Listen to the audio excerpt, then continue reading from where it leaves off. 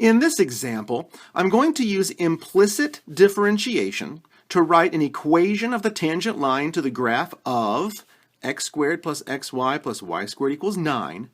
And I'm looking for that at the ordered pair, this point here, -3, 0.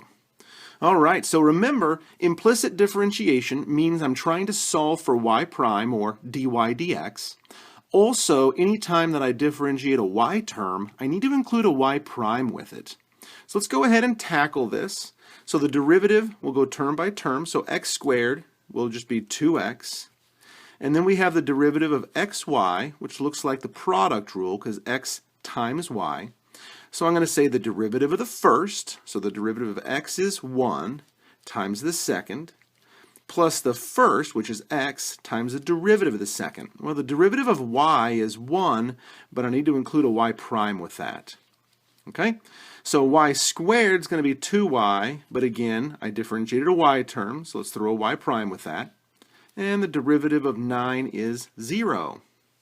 Okay, so I can clean this up a bit. Looks like I have 2x plus y plus xy prime plus 2yy prime equals 0. So I have y prime in a couple of places. So I'll want to get these terms without a y prime on the other side of the equation, so then I can factor this y prime out in an effort to isolate it. So when I do that, here's what this will look like for this first step. I'm going to move the 2x and the plus y onto the right side, so it'll be negative 2x minus y. At this point now, I can go ahead and factor out this y prime. So I'll have x plus 2y, and of course that'll just equal the right side of that equation.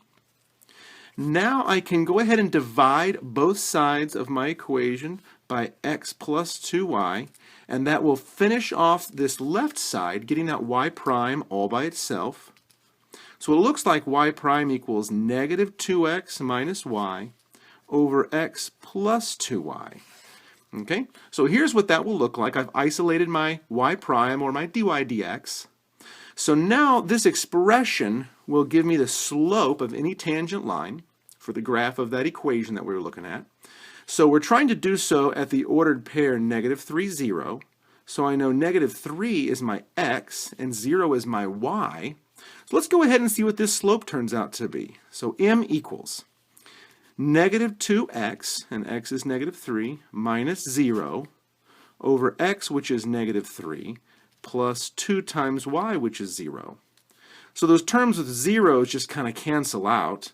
So I'm left with -2 times -3 over -3.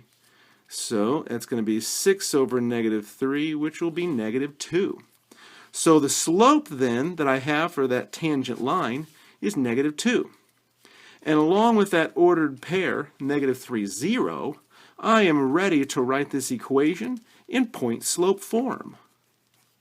Okay, so y minus y1. So the y1 is this 0, so y minus 0 equals my slope, which is -2, x minus the x-coordinate, which is -3.